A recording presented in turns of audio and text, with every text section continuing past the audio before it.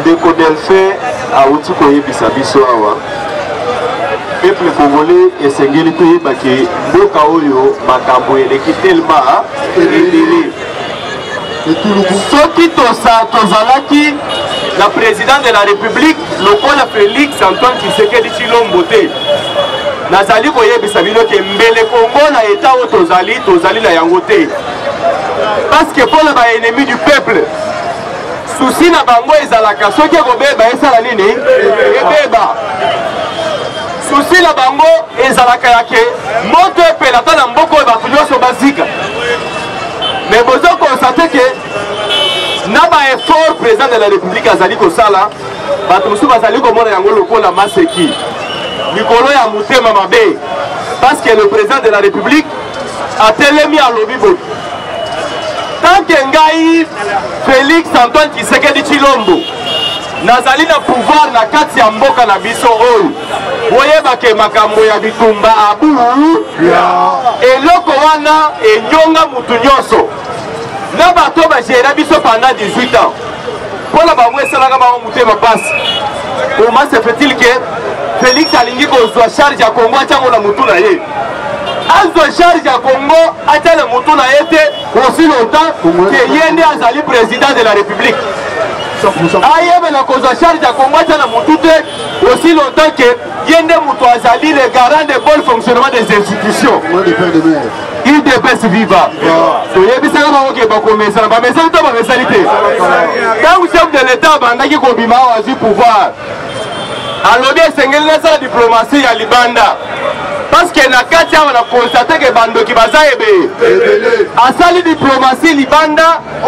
asali barelation na bamboka nyonso ya mokili mobimba ayebisi bango boye cette fois-ci naza na mposa koekarte mutu moko te mutu nyonso aza na mposa ya koya na Congo asala nini mais ntango yo ozoya il faut yebake to travailler en partenariat esengeli tozala na bapartenariat privilégié oyo tobengaka na gagnant 50-50 so tosala ta erreur ke no nde naza awa ngai naza na 50 te naza na 60 bimani ba awa 50-50 dabe après savoir kosala batournoi na ye akendaki na États-Unis ayebisi secrétaire général ya gouvernement américain alobi na bango boye je préfère que cette fois-ci bino bosunga Congo pe esala nini esunga bino susi na ngai ezali ya koloba boye désormais makambo etali bitumba na Congo esila libela ndenge ezali na États-Unis da baaméricain babetaki maboko basepelaki balobi te banda RDC ezala Congo totikala komona président ya haute diplomatie lokola Félix Antoine Tshisekedi Tshilombo balobi toza prêt tokoya IDPS viva lelo banungunungu bozali koyoka na bapoliticien congolais bazali kotaxe le président de la république lokola président oyo azali kominimize armée ya mboka na ye po akei kozwa basoda ya libanda IDPS viva il faut bocomprendre ke mboka oyo motema mabe eleki maka bagénéraux na biso nyonso baza na mboka oyo ebele babanda kokakaniseke bango baza bagénéraux ya Kabila bapesi bango république bagére bango bazobule ke bango ndenge baza wana bazali bagénéraux ya un individu or un général d'armée azalaka politique un général d'armée azali la mission moko ezali spécifique ezali uniquement juste pour la sécurité et pour sécuriser l'ensemble de notre territoire national mais pour constater qu'un général a comment contre la politique un général a commencé le message en tout temps homme politique on n'arrive pas à comprendre que tous ceux qui ne vont pas comme si bango chef de l'état lobi boya nazana pour ça travailler na bino bobande koloba ke bazo futa bino malamu te yango baye bobunda kitoko ezate tozo matela bino salaire et kobanda okende na palier par palier vie condition la vie ya ba militaire ezala améliorer mais à condition que il faut bon traquer ba forces armées oui ezali na kati ya territoire ya national batwala tout ba libanda batika ba congolais bazala ko babanda ko vivre librement mais vous constatez que bah effort nyonso chef de l'état asalaki peut-être asolola na bandeko wana mais na kati tellement que bandoki bazalaki nyonso basalaki moye simba chef de l'état a décrété état de siège azwaki armée ya libanda te alobi bino bakongole boya bino moko bokende kobunda mpona mabele na bino bosauve mboka na bino adekese mbongo ya l'état apesi bagénéraux alobi naza na posa bogere mbongo oyo eloko babengi bitumba na RDC nalingi koyoka yango bokei bobandi kosala du n'importe quoi ozo constate ke soki misolo ya armée ekiteli na maboko ya général Songolo eloko ya liboso ya général wana akosala nini akokata nano ndambo na ye atie na kese na ye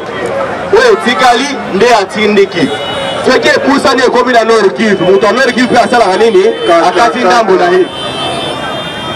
mais ntango bitumba ezali kopersiste tozo constate ke sécurité eza nano effectif te chef de l'état alobi no trop c'est trop makambo lokola na este bana classe bakoti yango nga moko ifo nasala effort nakende na este ya mboka na biso nakende koyeba pourquoi bitumba wana ezali kopersiste toyeba pourquoi tozali kolonga te ntango chef de l'état akomi na mabele ya este IDPS viva omoni ndenge toyebisaka bato omoni président de la république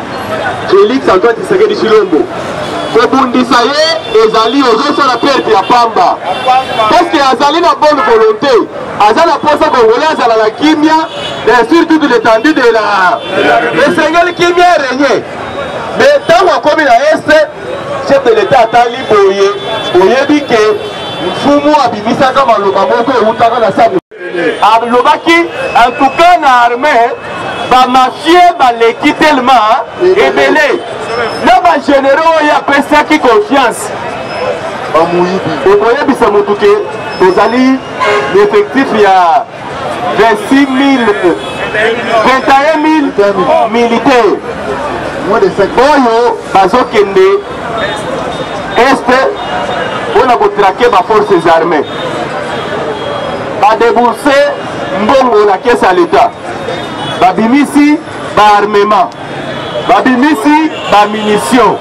na bulake bozali combien 21 000 me bino bozwi ndambu bobombi eske bozali na posa ya kobunda po ete bolonga kini ekota na Congo IDPS viva chef de l'état tellement ke azalaka butu ya malembe akei na bango malembe bango na mito na bango babanda okalisaki lokola basali bamafia le président de la république akomema bango na brutalité atali lelo boye yo tosuspendre yo mukwata yo mukamata te chef de l'état alobi ifo tokende na bango malembe ifo toyeba ke makambo ezowuta wapi nde bokonstate ke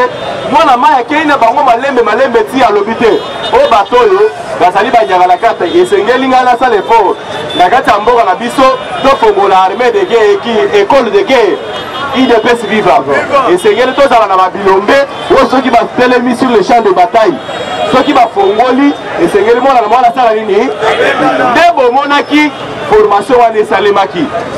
chef de l'état azalaki na posa ti lelo ya ke Congo po ete edéveloppe d'abord esengeli kimia ezala sur toute l'étendue de la République. On ne peut pas développer un pays au moment où ndambu ya mabele na biso ezali menacé, au moment où côté mususu bitumba ezali, au moment où bakongolais bazokufa na ngambo wana kuna bato wana chef de l'état azali na mission moko na Congo, azali na posa ke unité ya congolais esengeli ezonga. Toyebi na période ya Maréchal Mobutu biso na ba voisin na biso ba Rwandais, aucune fois na tikala komona ba Rwandais te basali face contre Zaïre. À l'époque babanda koto tozalaki na Zaïre totikala komona te un militaire rwandais asala face na militaire zaïrois ntango yo ozomona bamilitaire na biso bakoti na mabele ya barwandais bozokoza teke barwandais babanda kozonga na nsima idps viva mais lelo tellement ke tokendaki kosala bondoki ya kozwa baprésident oyo baza na makila ya kongo te batie bango na kongo na mutu ya pays okonstate ke bato wana nyonso wana bamemi mboka na biso na échec idps viva toyebisaki bakongolais boye esengeli topesa chance na bakongolais omoni ndenge tozwi chance ya kozwa président de la république congolais de paix et de mer esengeli boyebaki makambo ya bitumba na kongo aburu chef de l'état alobaki boye même s'il faut la sacrifier napesa bomoi na ngai po ete esa mboka na biso ezala na kimia na kosala nini alobaki na kopesa yango idps viva lelo soki okei na este ya république na biso oyebisi mutu ke Tshilombo azosala rie yebaki bakokata yo machete ndambu lelo ezala bana classe ezala bato nyonso babaneki kosala batentative ya komanipule bana classe mpona kolobaki esengeli chef de l'état yawa esengeli alobaki akoya bato wana ti lelo bayokanaka lisusu te idps viva na mitu na bango bakanisaki nini le président de la république aokende na ye c'était kovanda or na passé na bango lokola esi bapreparaki ke un jour bazalaki soki chef de l'état akei kuna na divocation basala bakabale na bango bakanisaki kosala chef de l'état tellement ke alekaki mayele alobaki ke d'abord esengeli tosala état de siège sécurité efo ezala après na koya lelo tozokende na année électorale si bozali koyoka balungulungu boyokani ezali te bokokonstate ke c'est parce que baparti politique ebele bazali prêt ya kokende na élection te idps viva biso bacombatant bato bayokaka soni mpona kobenga biso ke tozali baprofete bato bazalaka nde na motema mabe mpo bakuye makambo biso tolobaka boye ke bokomona na 2023 bato bakobanda kokima élection tolobaki ke na 2023 élection ekozala mais bokomona bato bakobanda kosala nini bakokima élection oyo ezali kosalema wana je vous dis ezali baéchappatoire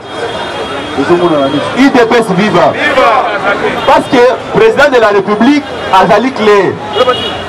ntango akendaki récemment na lubumbashi asali déclaration alobi boye ngai président de la république félix antoine tshisekedi tshilombo nazali koyebisa bino ke na 2023 nakozala candidat idps viva c'est pour dire que azali prêt élection ekoma na 2020 élection ezali na 2023 siko bino bozali kobanga ni alobaki na kozala candidat bato babandi kolobaloba ya kozala candidat na bila nini ya kozala candidat asali nini bakongolais bazwi eloko te bakongolais basali rien soki otuni bakongolais nyonso bazao eske bakolobaka Tshilombo basali eloko te idps viva oyo asali eleki ebe yango tozali kosoutenir ye po asala lisusu makasi koleba esengeli bato bacomprendre ke problème ya développement ya mboka ezalaka problème ya volonté soki volonté ezali mboka na biso ekodéveloppe idps viva soki volonté ezali nzala peuple congolais ekosala nini ekosila soki volonté ezali bana bakotanga ofeye bozokonstate ke mama moko boye oyo bagéraki mboka oyo naye na mobali na ye pendant plus de 18 ans après abandi kobima mpona koloba ke nazali kobenga bakongolais nyonso moto azali dossier na justice esengeli tofongola biro moko boye cabinet ya baavoka babanda kolobela bato oyo baza na badossier oyo bazokomplike bango me ntango mobali na ye bandaki konyika bato na mashine ntangi mobali na ye banda kozwa bato aotya na yanera azoboma bango ye azalaka wa esengelaki ayebisa bato wana banda kala daye lokola ye na volonté eloko ya kokaki koloba eza nini akokaki koloba ke tozobenga bato nyonso oyo bazalaka tortire meme na pouvoir oyo eleka baya na badossier na bango baavoka bango me ye azoloba bongo te azoluka trompe peuple congolais o peuple congolais eza fongolami idps viva tolobi boye soki azali sincere azali na bolingo ya bakongolais mwasi ya général ya nani CBA mikolo nyonso azoluka baavoka batelemela dossier na azwa baavoka wana pesa mwasi ya CBA balandela dossier ya CBA mwasi famille ya Delphin Kayimbi bazali koluka mikolo nyonso moto akotelemela bango mama Olive azwa baavoka na ye apesa mwasi ya Delphin Kayimbi na bafamille na ye balandela dossier ya Delphin Kayimbi tala makambo eza ebele soki tokeye na makambo ya kamwene sapu seke ekoyinda bomba les experts ya Nations Unies oyo babomaka yaya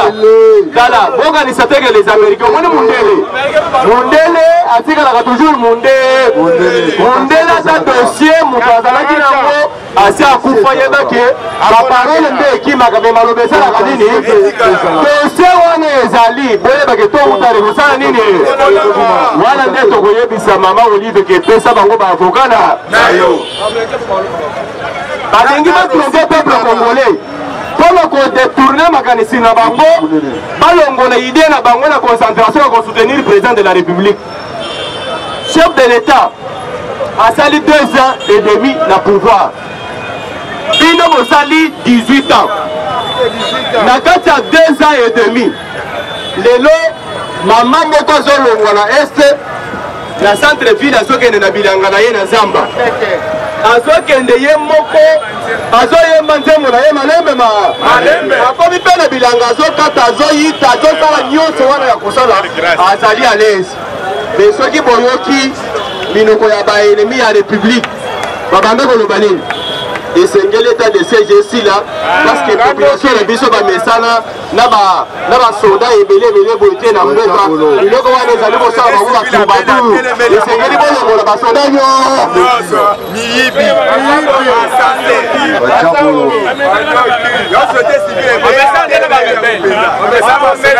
IDPS viva seke lokola bato aese bamesana na basoda te seke bamesanaka na barebele Voilà, au moins le pouvoir de la chef de l'État. Moi, Félix Tshisekedi Tshilombo, Yaya Boyi Kampi, pour ma cambozo Yamaha. Et Zoya Ndekoya, Nana Eloko et Salemite.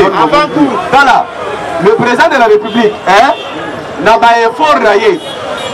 Jusque-là, a utilisé que 2%. N'a pas effort raillé. Jusque-là, ça les gars combien de pourcents 2%. A Sali Yango, n'a pas réserve belé. Parce que banda zwaka pouvoir tozali toujours na ba coalition tolongola FCC cash tokomi na BO biloko mususu soki union sacrée ba biloko moko boye ya sangisa ba bebe na ba to mitemo babelaka ozomona un ministre bazali kopesa ye fonction bapesi mission asalela mboka na ye musala le ministre wana azali koya soki avanda azosala musala moke tiombo na autorité morale sino balobi tokitisa biloko akolia tosala ni soki alobi kedi botya biloko wana na se soki biloko wana ekiti boyebeke na 2023 tokundamisi koko omona mpe eloko wana moko boye evandi nango un général d'armée oyo azali censé ya kopesa mitindo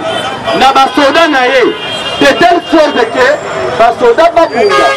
encourager bango mais le même général azali ko décourager basoda IDPS viva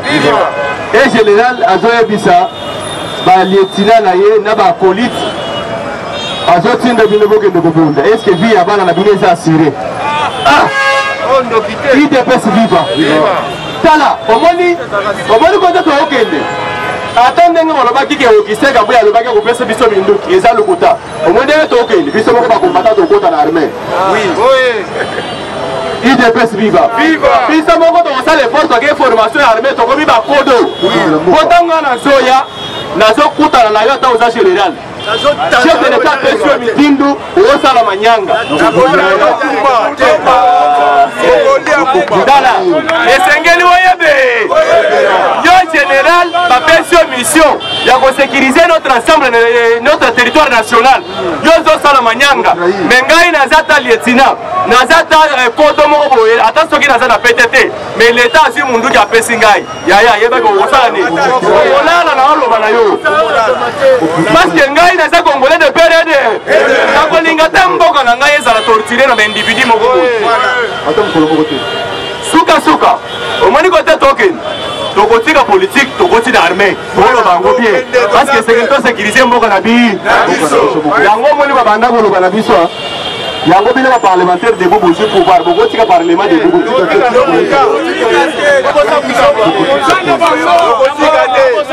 biso tokotika parlement debout te tolandela bango lisi likolo ya biso IDPS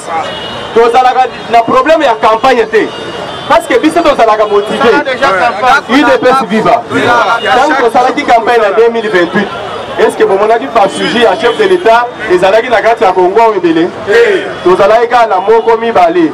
mais numéro na ye etambolaka na bout de bouche à l'oreille na bato ya bakombata motu nyonso ayebaka numéro ya président de la République lokola biso tozalaka motivé biso na bino tozwaki batraque tobandi komultiplie yango awa liboso wana na mbongo na biso tozotabela yango bato toyebisi bango boye esengeli bovote utile soki bovote Félix Antoine Tshisekedi Tshilombo na mboka oyo boyebaki emilimu ya nkondo etienne eza na kati na soki mwana mai azwi pouvoir na kati ya mboka oyo congolais okosepela ata soki ozali kuna na mwadi kayembe okosala nini lelo bokoyebisa ngai bisika nini congolais aza lese te partout au Congo IDPS viva bolobi nini alakikakati nde baza lese te alakikakati baye bazala lese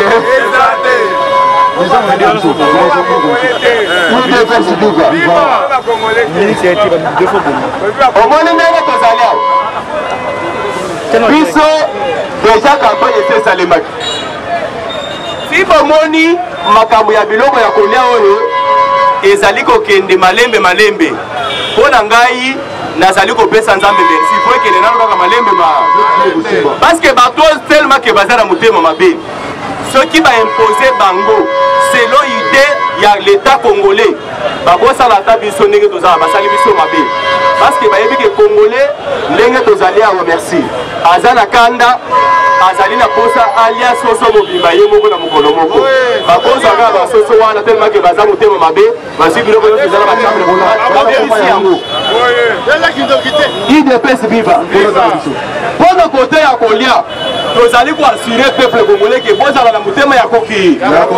kolia décret ezali koyela je vous assure ke bato oyo bakomilengela te